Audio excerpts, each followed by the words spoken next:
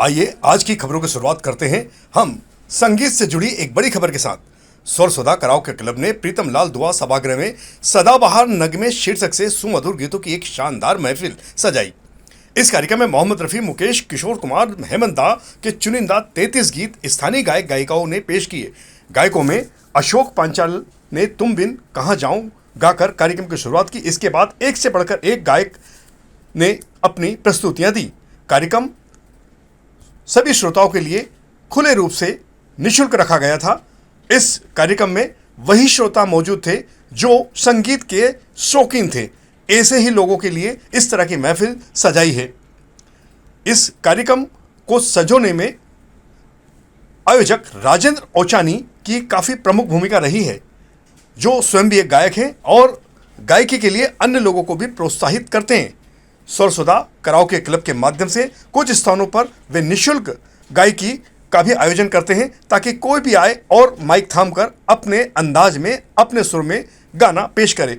उसमें उसकी बारीकियां भी समझाई जाती है, साथ ही उन्हें उनकी जो भी कमजोरियां हैं वो बताई जाती है। और इस तरह से अनेक नए गायक भी राजेंद्र ओचानी के द्वारा तैयार किए गए हैं। यहाँ जो इन गायकों को आप देख रहे हैं, इन गायकों में ऐसे अनेक नए गायक शामिल हैं जिन्हें इन्होंने ही प्रशिक्षित किया है। इंदौर के नेहरू स्टेडियम में चल रही जिला बैडमिंटन चैंपियनशिप में नन्हे खिलाड़ियों का शानदार प्रदर्शन देखने को मिला। अंडर 19 वर्ग में बालक और बालिका दोनों में रोमांचक मुकाबले हुए। बालकों में अयुक्त सुचा ने, आरव और श्रेयांश ने जीत दर्ज कर सेमीफाइनल में जगह बनाई। वहीं बालिकाओं में काशवी, कियोना, मिशिता और याशी ने दमदार खेल दिखाकर दर्शकों को रोमांचित कर दिया। हर मैच में खिलाड़ियों का आत्मविश्वास और तकनीकी साफ नजर आ रही थी। अब सभी की नजरें सेमीफाइनल के मुकाबलों पर जा टिकी है। इंदौर के तर्ज पर देपालपुर में स्वच्छता जोड़ी अभियान के तहत तेजी से बदलाव देखने को मिल रहा है। महापौर पुष्पित भार्गव ने देपालपुर दौरे के दौरान सड़कों, बाजारों और रिहायशी क्षेत्रों का निरीक्षण किया। उन्होंने अधिकारियों के साथ बैठक कर सफाई व्यवस्थाओं की समीक्षा भी की। नागरिकों से संवाद कर उनकी जन भागीदारी पर भी जोर दिया। डोर टू डोर कचरा कलेक्शन, नालियों की सफाई और कचरा प्रबंधन पर विशेष ध्यान दिया जा रहा है। RRR मॉडल यानी कि 3R मॉडल को बढ़ावा लगातार दे रहे देपालपुर अब स्वच्छता के नए मॉडल के रूप में उभरता हुआ नजर आ रहा है। नमस्कार। इंदौर रहेगा नंबर 1 और देपालपुर बनेगा नंबर 1। इंदौर देपालपुर स्वच्छता जोड़ी अभियान में आज फिर हम देपालपुर का सुबह 7 बजे से दौरा कर यहाँ के ट्रेंचिंग ग्राउंड पर पहुँचे। जब हम पहली बार यहाँ आए थे तो यहाँ प्रवेश करना ही मुश्किल था, लेकिन कम समय में यहाँ के जनप्रतिनिधि, नागरिक और देपालपुर की सफाई टीम ने एक इतिहास बनाकर दिखाया है। आज देपालपुर के लोगों के साथ मैं, अश्विनी जी, यहाँ के अध्यक्ष पुरी जी, कटेसरिया जी उपाध्यक्ष, सब लोगों ने मिलकर पोहे जलेबी का आनंद लिया है। तो अब देपालपुर में भी स्वच्छता की परी देखने को मिल रही है। मेरा आज के इस दौरे के बाद देपालपुर के लोगों से बहुत विनम्रता से आग्रह है कि हमने कम समय में बहुत सारा परिवर्तन किया है, लेकिन अभी और बहुत कुछ करने की ज़रूरत है। इसलिए आप सब और हम सब मिलकर देपालपुर को येलो स्पॉट, रेड स्पॉट मुक्त करें। खुले में थूकते हुए लोग आएँ तो उनको ज़रूर रोकिए टोकिए। कचरे गाड़ी में समय पर कचरा डालिए और अलग अलग हिस्सों में डालिए। देखिए, आपके प्रयास से अब कचरा अलग अलग हिस्सों में इकट्ठा भी हो रहा है और प्रोसेस भी हो रहा है। और आपको समय मिले तो एक बार ट्रेंचिंग ग्राउंड देखने ज़रूर आइए। मैंने अध्यक्ष जी, उपाध्यक्ष जी से आग्रह भी किया है कि एक बार देपालपुर के लोगों के साथ यहाँ इस स्थान पर टिफिन पार्टी करेंगे तो और अच्छा होगा। यहाँ के रहवासियों से भी आपने चर्चा की, व्यापारियों से भी चर्चा की? रहवासियों में एक अलग जागरूकता है, एक अलग परिवर्तन है। पिछली बार जब मैं आया था तो लोगों की शिकायत भी नहीं थी कि यहाँ गंदगी है, उनको पता था कि ये परिस्थिति ऐसी रहेगी। लेकिन आज जब हम गए तो लोगों ने एक तरफ तो पूरी नगर पालिका की टीम को बधाई दी कि अब यहाँ साफ दिखता है, और कई तरह के सुझाव भी दिए कि ये भी साफ हो सकता है, इसकी प्रोसेसिंग ऐसे हो सकती है, हमारे यहाँ गाड़ी अगर इतनी बजे आएगी तो ये परिवर्तन हो सकता है।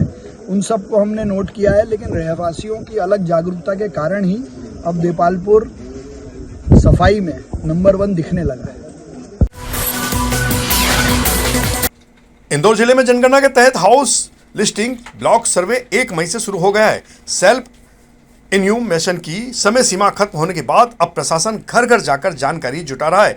1 महीने तक चलने वाले इस सर्वे में 11 लाख से ज्यादा मकानों और परिवारों का डाटा एकत्रित किया जाएगा। इस बार पूरी प्रक्रिया डिजिटल मोड में हो रही है, जिससे पारदर्शिता और सटीकता बढ़ेगी। करीब 7200 कर्मचारियों की टीम को इसके लिए विशेष रूप से तैनात किया गया है, जिन्हें विशेष रूप से प्रशिक्षण भी दिया गया है। जैसा कि आपको विदित है, जनगणना 2027 हेतु नगर निगम क्षेत्र के लिए आयुक्त नगर निगम को प्रमुख जनगणना अधिकारी नियोजित किया गया है, घोषित किया गया है। इसके फलस्वरूप संपूर्ण नगर निगम क्षेत्र को कुल 3865 ब्लॉक्स में विभाजित किया गया है। जितने भी हमारे जोन हैं, वहां के सभी जोनल अधिकारी इसके चार्ज अधिकारी हैं। 3865 ब्लॉक्स के लिए रिजर्व सहित हमने टोटल 4293 प्रगणकों की नियुक्ति की है और प्रत्येक 6 ब्लॉक के हिसाब से हमने 743 सुपरवाइजर्स की इस कार्य हेतु नियुक्त की हुई है। सर, किस तरह से गणना का कार्य होगा? जिन्हें जवाबदारी दी गई है वो क्या वहां पर अपनी प्रक्रिया निभाएंगे? वो किस तरह? गणना के कार्य के लिए इनको डोर टू डोर जाना है। डोर टू डोर जाके इनको एक हमने ऐप दिया हुआ है जो कि हाउस लिस्टिंग ऑपरेटिव ऐप कहलाता है, HLO ऐप कहलाता है। वो आज इनको सभी को डाउनलोड करना है। 33 प्रश्नों की एक प्रश्नोत्तरी इनको दी गई है, जिसमें बड़े सामान्य स्वरूप के प्रश्न हैं, जो प्रश्न जब वहां जाकर उस हाउस होल्ड से पूछे जाने हैं। किसी भी प्रगणक के द्वारा किसी भी हाउस होल्ड से किसी दस्तावेज की अपेक्षा न तो की जानी है, न ही मांग की जानी है।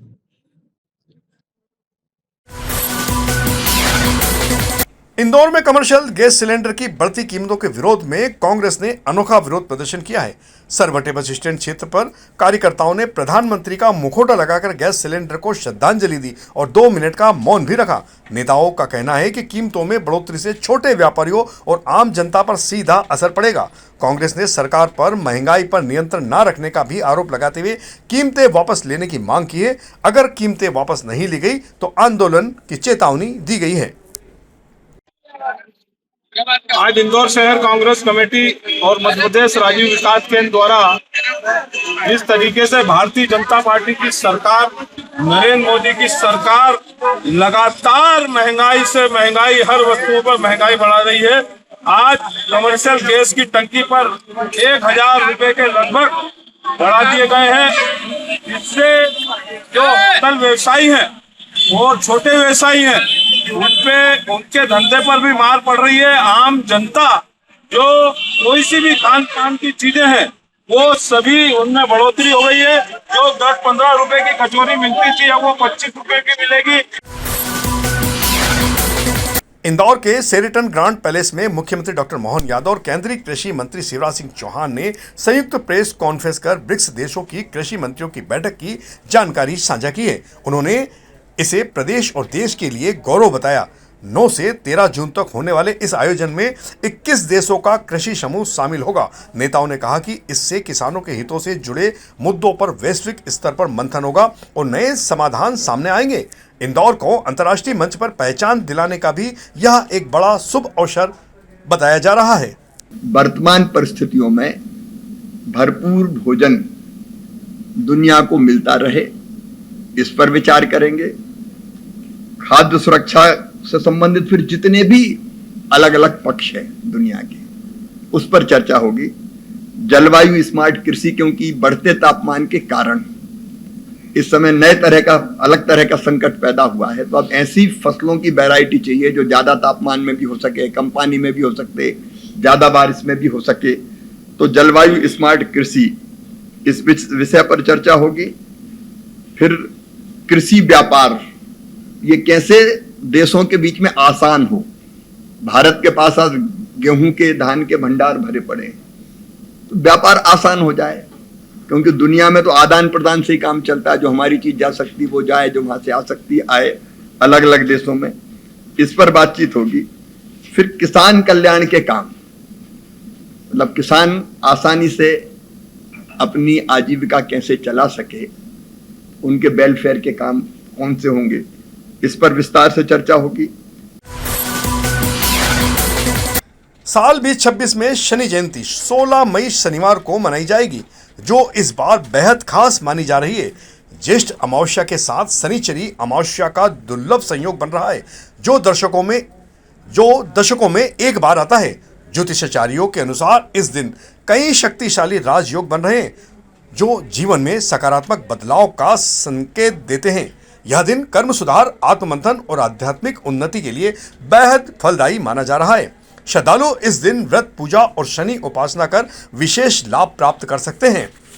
दिनांक 16 मई शनिवार के दिन वट सावित्री अमावस्या, ज्येष्ठ महीने की अमावस्या, इस बार कई वर्षों के बाद ऐसा योग बन रहा है कि शनिवार, जो कि भगवान शनिदेव का सबसे प्रिय वार होता है, उसी दिन भगवान शनिदेव का जन्मोत्सव, शनि जयंती का महापर्व पूरे विश्व भर में मनाया जाएगा।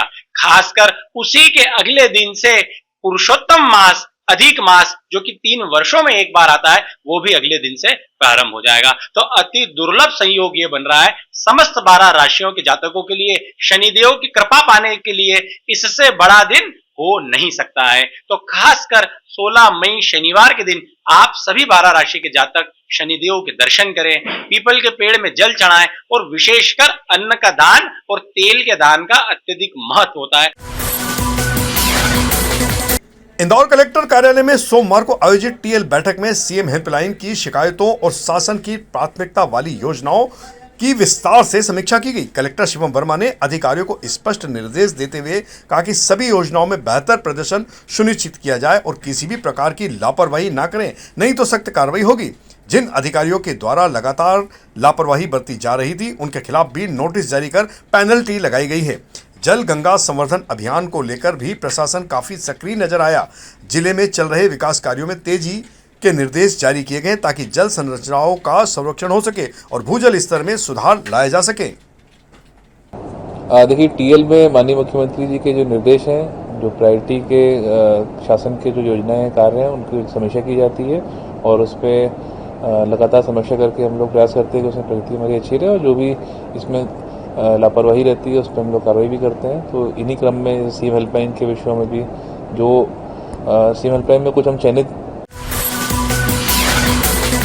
और इधर मध्य प्रदेश के कैबिनेट मंत्री कैलाश विजयवर्गीय ने पश्चिम बंगाल में बीजेपी की जीत को लेकर बड़ा बयान दिया है। उन्होंने टीएमसी सरकार पर आंतरिक सुरक्षा को खतरे में डालने का भी आरोप लगाया और कहा कि राज्य में कानून व्यवस्था पूरी तरह विफल थी। मीडिया से चर्चा के दौरान अपने ऊपर लगे गंभीर आरोपों को लेकर वे कुछ देर के लिए भावुक भी हो गए थे और न्यायपालिका का आभार जताया। विजयवर्गीय ने कहा कि यह जीत देश की सुरक्षा और विकास के लिए अहम है और प्रधानमंत्री नरेंद्र मोदी के साथ अमित शाह के नेतृत्व का ही परिणाम है कि बंगाल फतेह हो गया।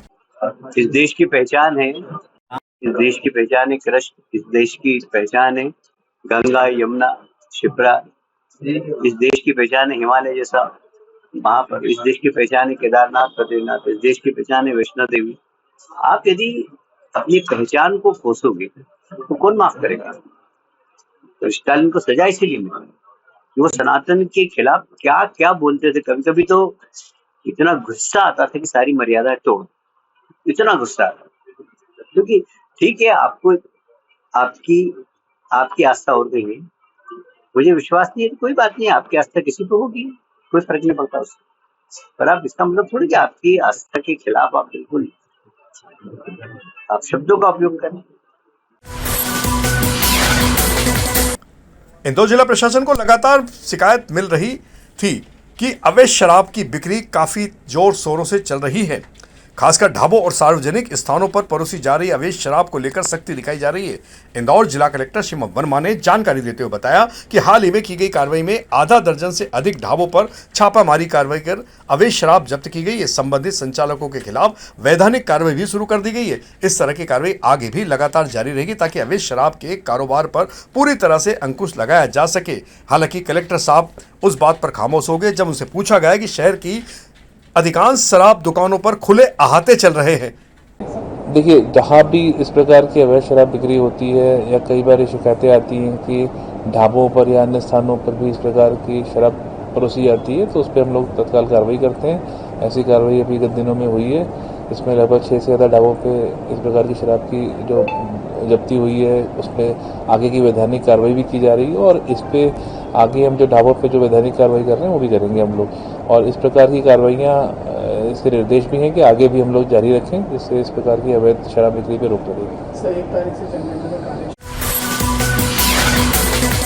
और अंत में कार्टून झूठ ना बोले। बंगाल चुनाव परिणाम को लेकर सोशल मीडिया पर एक कार्टून काफी तेजी से प्रसारित हो रहा है। क्या है कार्टून, आप स्वयं देखें। तो यह थी हमारी आज की प्रमुख खबरों का सिलसिला आगे भी जारी रहेगा। इंदौर से जुड़ी ताजा और महत्वपूर्ण जानकारियों के लिए आप हमारे दोपहर न्यूज चैनल से लगातार जुड़े रहने के लिए सबसे पहले इसे सब्सक्राइब करें और अन्य को भी सब्सक्राइब कराएं। यदि आपके पास भी कोई महत्वपूर्ण खबर या जानकारी हो तो आप दोपहर न्यूज चैनल पर दिए गए नंबर के आधार पर संपर्क कर सकते हैं। धन्यवाद।